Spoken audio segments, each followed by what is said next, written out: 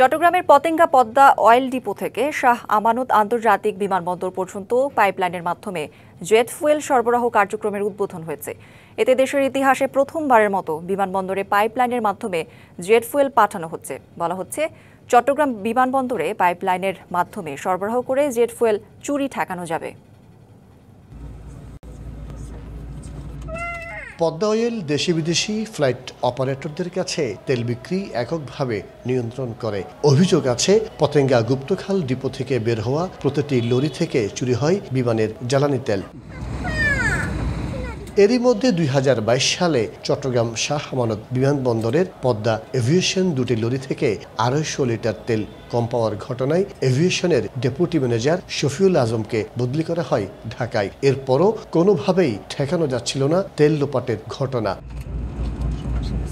তেল চুরি ঠেকাতে ১৭০ কোটি টাকা ব্যয়ে ২০২৩ সালে পাইপলাইন নির্মাণ শুরু করে সরকার। প্রকল্পের অধীনে পতেঙ্গা ডিপো থেকে শাহ আমানত আন্তর্জাতিক বিমানবন্দর পর্যন্ত ৫.৭৭ কিলোমিটার দীর্ঘ পাইপলাইন নির্মাণ করা হয়েছে, যা এরই মধ্যে উদ্বোধনও করা হয়েছে।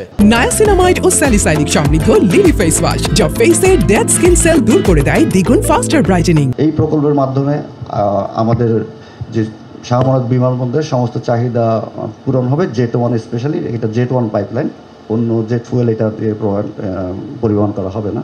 শাহ আমানত বিমানবন্দরে উঠানামা করা বিমানগুলোর জন্য প্রতিদিন গড়ে ২ থেকে ২.৫ লাখ লিটার জেট ফুয়েল প্রয়োজন। আর ৮ ইঞ্চি ব্যাসের এই পাইপলাইন দিয়ে ঘন্টায় ১৪০ কিউবিক মিটার জেট ফুয়েল পরিবহন করা যাবে। পাইপলাইন আমাদের যে জ্বালানি নিরাপত্তা নিশ্চিত করবে সেটাই না, সে সাথে আমাদের দেশের নিরাপত্তা নিশ্চিত করবে আমাদের বিমান বাহিনীর জহুরুল হক ঘাঁটিতে জ্বালানি মজুদ বৃদ্ধির মাধ্যমে। ইতোমধ্যে আমরা একটা অটোমেটেড ডিপো কুমিল্লাতে স্থাপন করেছি। সো মানুষ মানে আমাদের হাতের স্পর্শর আর সুযোগ থাকবে না বা প্রয়োজন হবে না। আমাদের কন্ট্রোল রুমে বসে আমাদের কর্মকর্তারা এই কাজগুলো পরিচালনা করতে পারবেন। আশা করা হচ্ছে পাইপলাইনের মাধ্যমে তেল সরবরাহ করে চুরি ঠেকানো যাবে। তবে কোন রহস্যজনক কারণে তেল চুরির সিন্ডিকেটকে শনাক্ত করে শাস্তির আওতায় আনা হয়নি, সেই প্রশ্ন রয়ে গেছে। মাসুদুল হক, ডিবিসি নিউজ, চট্টগ্রাম।